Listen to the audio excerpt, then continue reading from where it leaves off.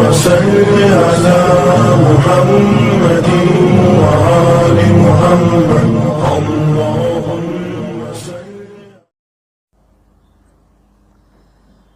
الحمد لله الذي هدانا للإسلام أشهد أن لا إله إلا الله وحده لا شريك له وأشهد أن سيدنا وشفيعنا ومولانا محمدا عبده ورسوله صلوات الله تبارك وتعالى عليه وعلى آله وأصحابه وذرياته وأهل بيته وأهل طاعته وبارك وسلم تسليما كثيرا كثيرا. أما بعد فأعوذ بالله من الشيطان الرجيم.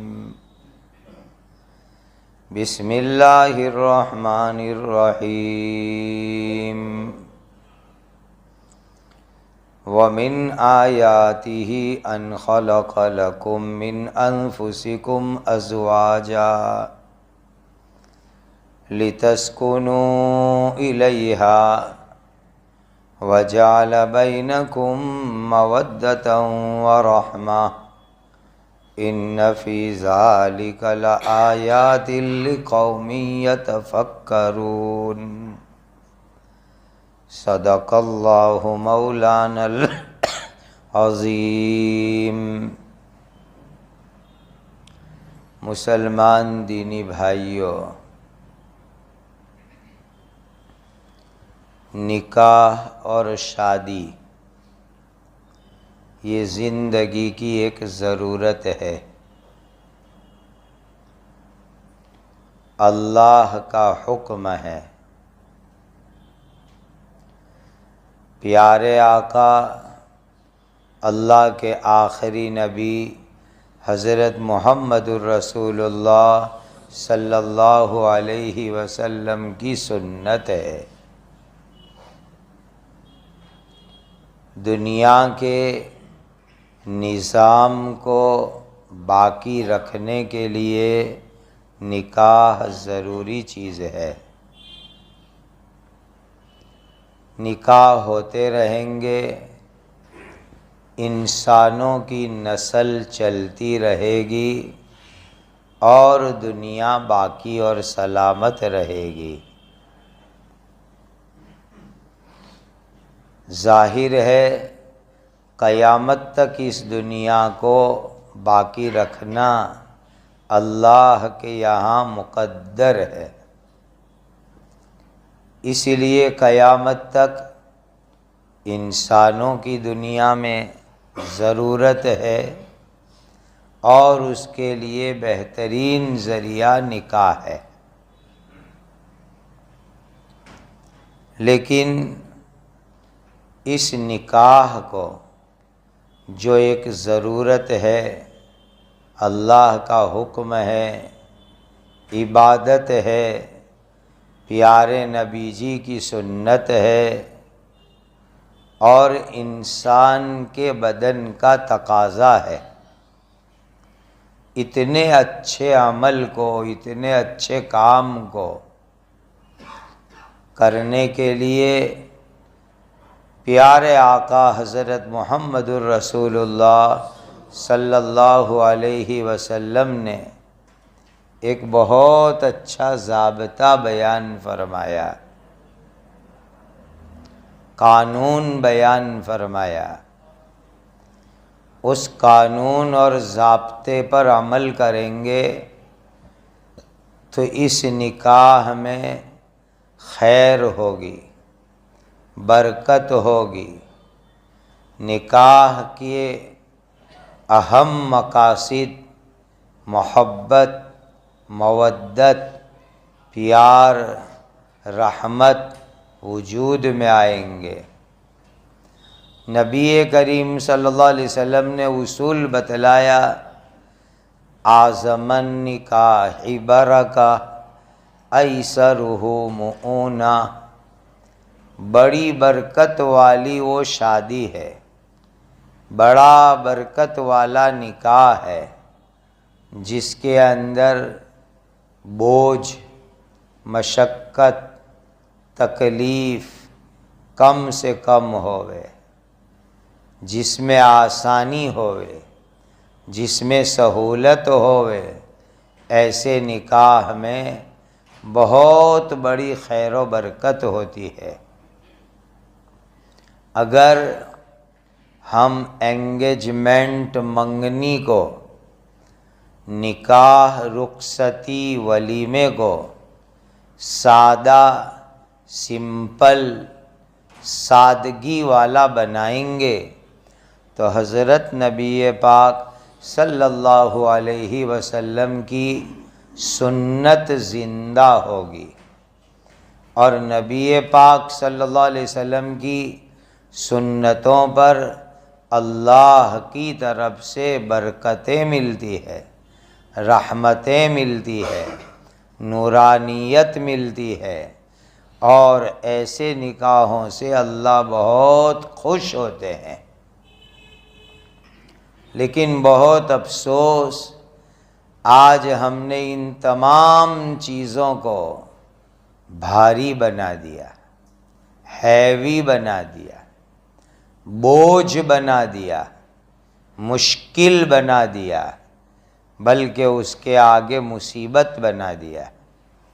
رشتہ بھی، منگنی بھی، نکاح بھی، رخصتی بھی، ولیمہ بھی، جو یہ سب چیزیں اللہ تعالیٰ کی مرضی کے مطابق، نبی پاک صلی اللہ علیہ وسلم کے سادے سیدھے طریقے کے مطابق آسان ہونا چاہیے تھا، سہولت والا ہونا چاہیے تھا، اس کو لوگوں نے آج بوجھ بنا دیا ہے، ٹینشن کا کام بنا دیا ہے، بڑی مصیبت بنا دیا ہے۔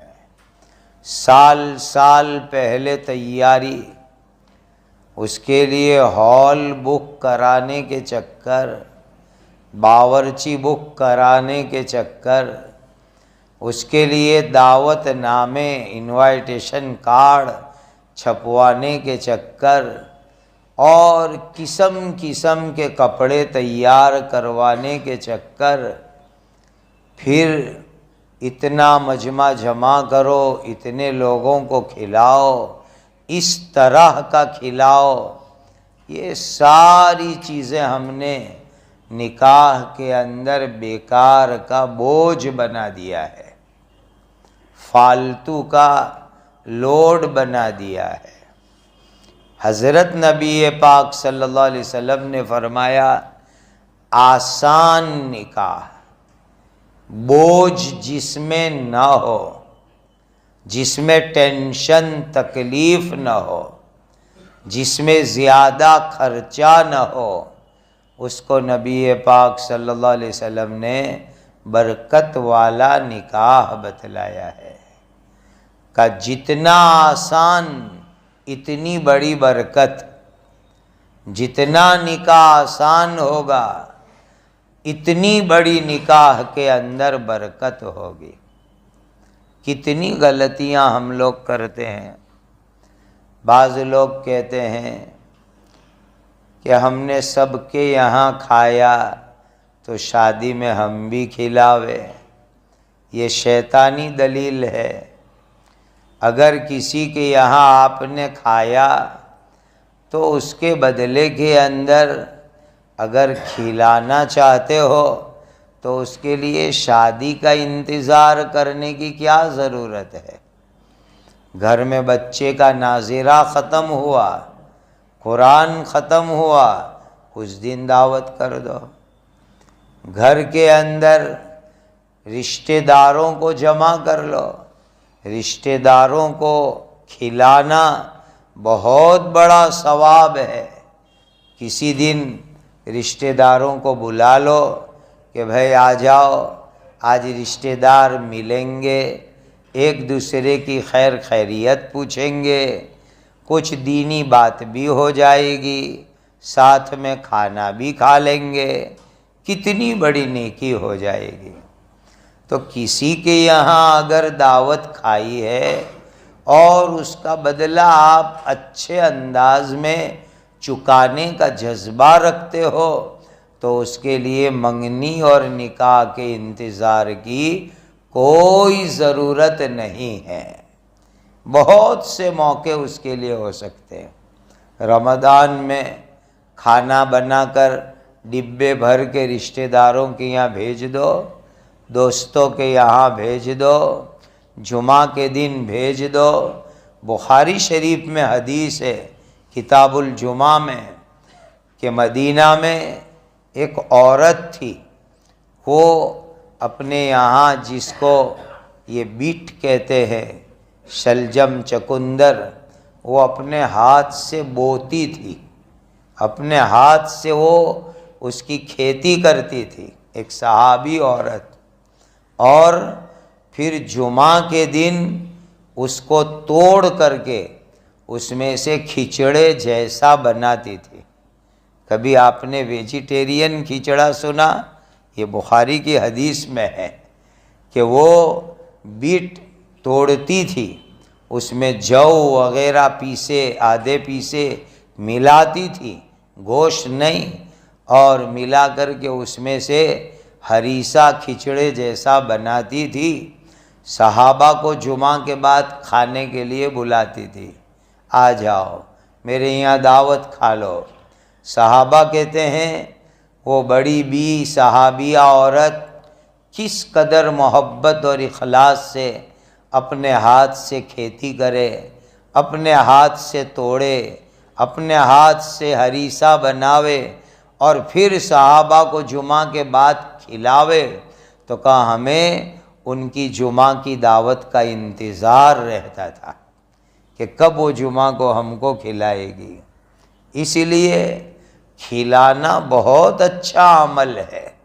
نبی پاک صلی اللہ علیہ وسلم نے بڑی ترغیب دی ہے، اطعموا الطعام، کھانا کھلاؤ، لیکن اس کے لیے شادی کا انتظار یہ کوئی ضروری نہیں ہے، یہ ہم نے زبردستی شادی کے ساتھ جوڑ رکھا ہے۔ اسی لیے ایمان والے بھائیوں، شادیوں کو، نکاحوں کو آسان بناؤ، ہلکا بناؤ، سہولت والا بناؤ، بغیر ٹینشن کا بناؤ، بغیر بوجھ کا بناؤ، اس میں اللہ بڑی برکت عطا فرمائیں گے۔ دوسری بات، کرنے کے جو کام ہیں وہ کرو۔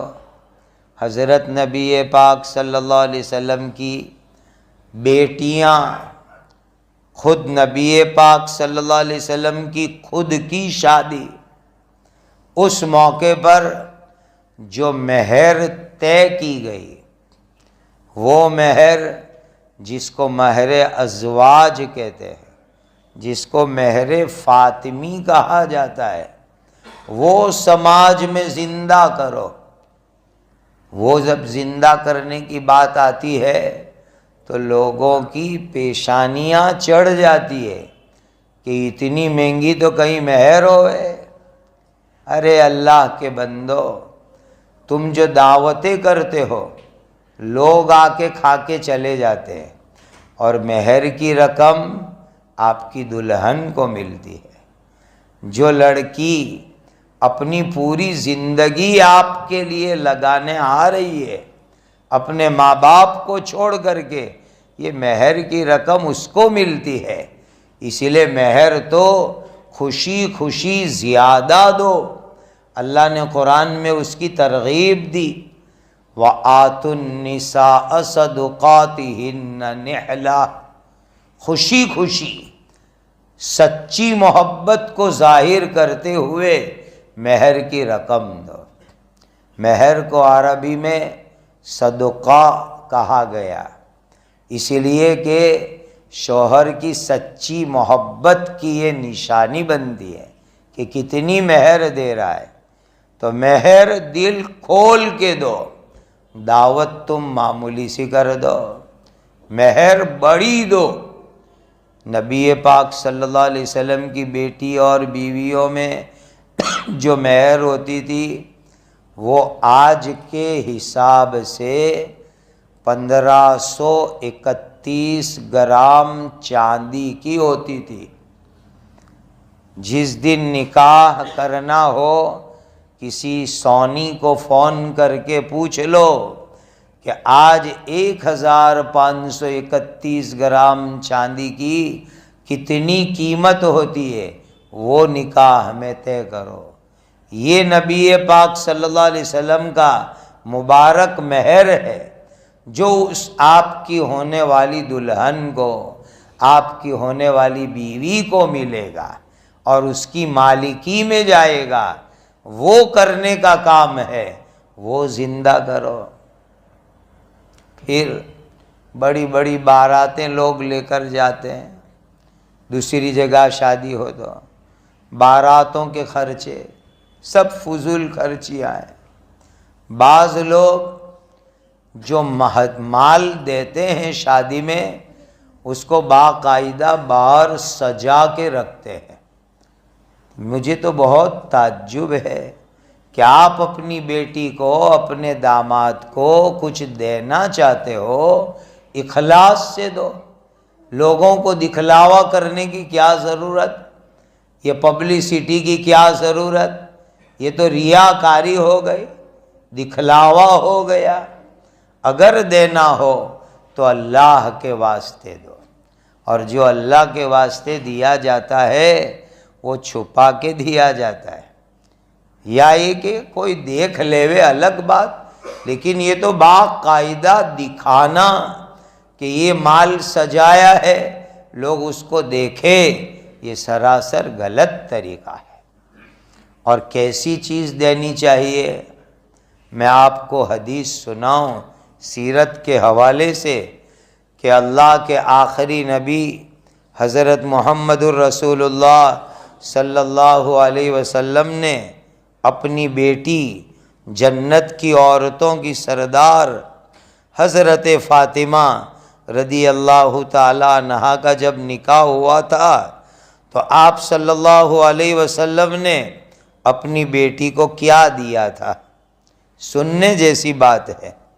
نبی پاک صلی اللہ علیہ وسلم نے اپنی بیٹی جنت کی عورتوں کی سردار حسن حسین کی اماں حضرت فاطمہ کو کیا دیا؟ نمبر ایک لکڑے کی پلنگ دی، لکڑے کی چارپائی۔ دوسری چیز مصری کپڑے کا ایک بستر دیا جس میں اون بھرا ہوا تھا، پلنگ دیا، ساتھ میں بستر بھی دیا۔ نمبر 3 چمڑے کا ایک تکیہ دیا جس کے اندر بھرنے کے لیے روئی نہیں ملی تو اندر کھجور کی چھال بھری گئی، اور ایسا تکیہ وہ نبی پاک صلی اللہ علیہ وسلم نے اپنی بیٹی کو عنایت فرمایا۔ چوتھی چیز مٹی کے 2 برتن دیے اور ایک مٹکا دیا۔ پانچویں چیز ایک پیالہ دیا۔ چھٹی چیز پانی کے لیے، پانی دور سے لانے کے لیے مشکیزہ دیا۔ آج جیسے ڈرم ہوتا ہے اس زمانے میں مشکیزہ ہوتا تھا، چونکہ گھروں میں نل نہیں تھے، دور دور سے کنویں سے پانی لانا رہتا تھا، تو ایک مشکیزہ دیا۔ نمبر 7 آٹا پیسنے کی ایک چکی عطا فرمائی، اسی لیے کہ آٹا تیار ملتا نہیں تھا، خود چکی چلانا پڑتا تھا۔ اور نمبر 8 2 چادر دی، اور نمبر 9 ایک مصلی دیا۔ یہ 9 چیزیں جو بہت ضروری، امپورٹنٹ، گھر کے اندر جس کی ضرورت پڑتی ہے اور پوری زندگی کام آنے والی ایسی آسان چیزیں، ضرورت کی چیزیں، کام کی چیزیں نبی پاک صلی اللہ علیہ وسلم نے اپنی بیٹی جنت کی عورتوں کی سردار حضرت فاطمہ رضی اللہ تعالی عنہا کو نکاح کے وقت پر عطا فرمائے۔ اور حضرت علی جب آئے، سنو دھیان سے، خود حضرت علی رشتہ خود لے کے آئے تھے۔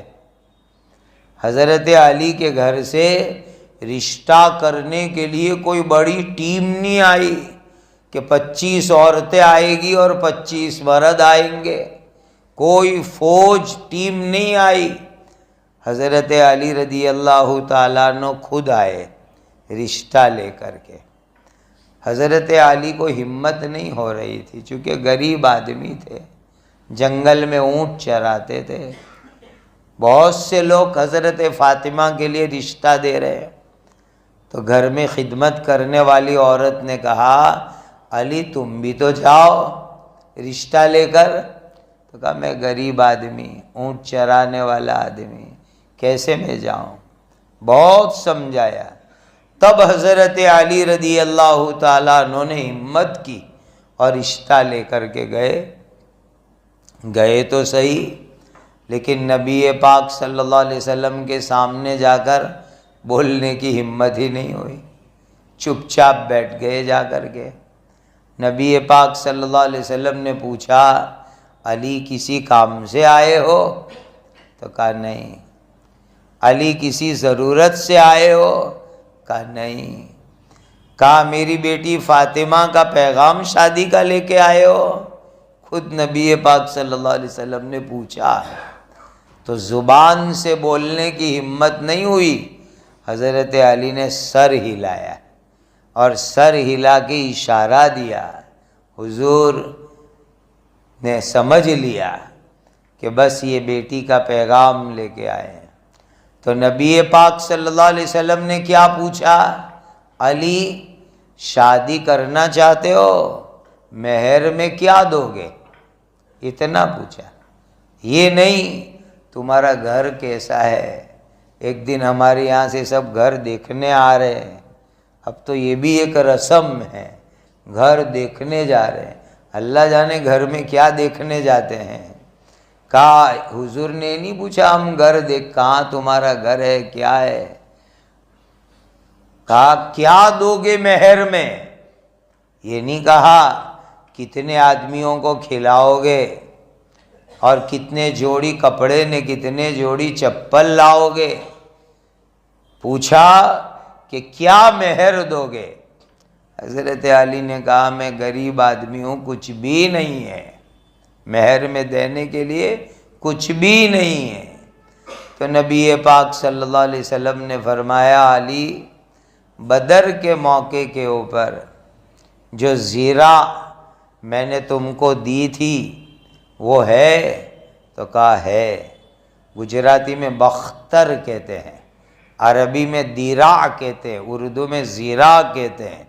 وار اور لڑائی کے وقت پر وہ زمانے میں وہ پہنا جاتا تھا، وہ آئن اور لوہے میں سے بنتا تھا تاکہ تیر نہ لگے، تلوار نہ لگے، وہ لباس کو دیرا کہتے ہیں۔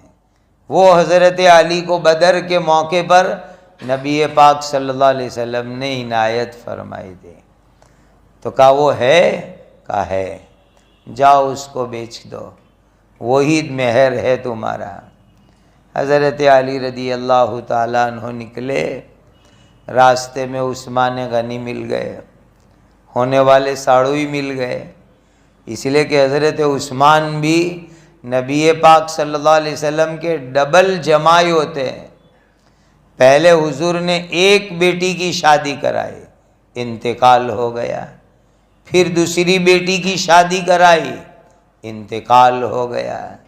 نبی پاک صلی اللہ علیہ وسلم کو اتنا دکھ ہوا، لیکن حضرت عثمان کی عزت بھی کتنی تھی، کیا فرمایا؟ سنو دامادو، جمائیو سنو، حضرت عثمان کے ساتھ ایک بیٹی کی شادی حضور نے کرائی، انتقال کر گئی، دوسری بیٹی کی شادی کرائی، انتقال کر گئی۔ حضور نے اس موقع پر فرمایا اگر میری 40 بیٹیاں ہوتی تو میں ایک کے بعد ایک عثمان کے نکاح میں دیتا۔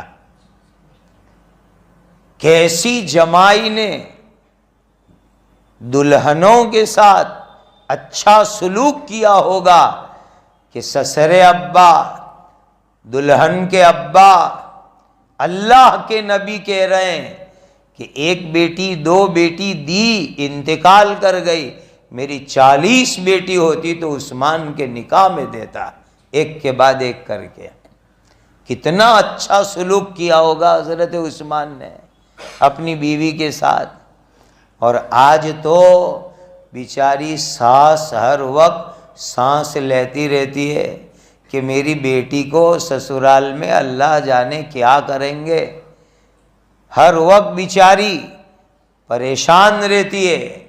اور خسر ابا بھی بیچارہ دعا میں لگا رہتا ہے، نے دعا کرواتا رہتا ہے۔ نے کوئی ایسا ایکسیڈنٹ ہو گیا تو کہا اللہ کی پناہ گئی، اور اللہ کی پناہ وبا گئی۔ اسی لیے اچھے جمائی بن کے رہو، اچھے داماد بن کے رہو، خسر کے دل میں محبت پیدا ہو، اعتماد پیدا ہو، ان کے دل میں اچھے جذبات آوے، ایسے اچھے جمائی بن کے رہو۔ جیسے حضرت عثمان غنی رضی اللہ تعالیٰ عنہ تھے، تو حضرت عثمان ہی راستے میں مل گئے، کہنے لگے کیا بات، کا زیرہ بیچنے نکلا ہوں، شادی کی مہر کے لیے کچھ نہیں ہے۔ حضرت عثمان نے کہا لاؤ، 480 درہم میں حضرت عثمان نے خرید لیا۔ کہا جاؤ مہر ادا کرو۔ دیکھو سلوک کرنا اس کو کہتے ہیں۔ حضرت عثمان نے خریدا، 480 درہم دے دیے، اس کے بعد دھیرے سے وہ زیرہ پھر حضرت علی کو ہدیے میں دے دی کہ لو تم کو پھر ہدیے میں دیتا ہوں۔ کیسا حسن سلوک۔ اور آ کر کے حضرت علی نے وہ رقم مہر میں دے دی، اسی کو ہم مہر فاطمی کہتے ہیں، جو 1531 گرام چاندی بنتی ہے، وہی اسی زیرہ کی قیمت جو آئی۔ وہ میرے دینی بھائیوں، نکاح کو سمپل بناؤ، سادہ بناؤ، منگنی کو سمپل بناؤ، بدائی گیری کو سمپل بناؤ، انگیجمنٹ رشتوں کو سادہ بناؤ، ولیمے کو سادہ بناؤ۔ یہ عبادت ہے، اور عبادت کو عبادت کے طریقے سے انجام دو۔ اور پیسے ہیں تو ہمارے یہاں گجراتی میں ایک بات کہتے ہیں کہ بھائی کہ ہاتھ لمبے ہوتے ہیں تو کوئی آگ میں نہیں ڈالنے جاتا کہ میرا ہاتھ بہت لمبا ہے تو آگ میں ڈال کے جلا کے چھوٹا کرو، کوئی ڈالنے نہیں جاتا۔ اللہ نے دولت دی ہے، اپنی بیٹی کو ایک مکان خرید کے دے دو، فلیٹ خرید کر کے دے دو، اس کے لیے انکم کا کوئی سادھن کر دو۔ جمائی نے بیٹی مزے سے زندگی گزاریں گے، اور نواسے بھی یاد کریں گے کہ نانے ابا نے کتنا اچھا کام کیا تھا ہمارے لیے۔ اور بیٹے کی شادی میں فضول خرچی کرنے کے بجائے اپنے بیٹے کو دھندے میں سیٹ کرو۔ آج شادی میں 5 لاکھ روپے 10 لاکھ روپے اڑا دیے، اس کے بجائے بیٹے کو دو، لے بیٹا کوئی اچھا دھندا کر، کوئی اچھا کاروبار کر، نہیں تو کہیں سستا فلیٹ ڈھونڈ لے، تیری بیوی کے ساتھ مست مزے سے وہاں رہے۔ اپنے بیٹے کو شادی کے خرچے کے بجائے فیوچر بھوشیہ میں کام آوے ایسا کوئی انتظام کرو۔ پوتے بھی دعا دیں گے کہ دادے ابا یہ کام کر کے گئے تھے۔ دینی بھائیوں، بہت سوچنے کی ضرورت ہے، اور اپنے سماج میں جو غلط چیزیں گھس گئی ہے اس کو ہمت کر کے نکالو۔ پیارے آقا حضرت محمد الرسول اللہ صلی اللہ علیہ وسلم فرما کے گئے، اعظم النکاح برکہ ایسرہ مؤونہ، بڑی برکت والی وہ شادی جس میں خرچہ کم ہو، آسان ہو، بوجھ نہ ہو، ٹینشن نہ ہو، الجھن نہ ہو، وہ نکاح بہت اچھا ہے۔